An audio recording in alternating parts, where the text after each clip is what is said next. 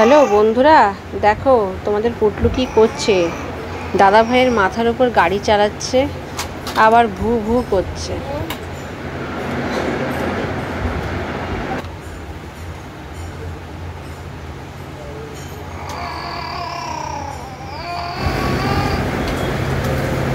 আবার কেমন ওকে দেখছে, আবার দুষ্টু দুষ্টু হাসি দিচ্ছে।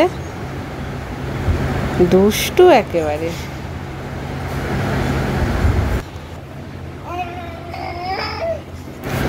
দেখো কেমন ওর ওপর চড়াও হয়েছে। হ্যাঁ রে বাবা, তুই আর জায়গা পাচ্ছিস না? দাদার মাথার ওপরই গাড়ি চালাতে হয় তোকে।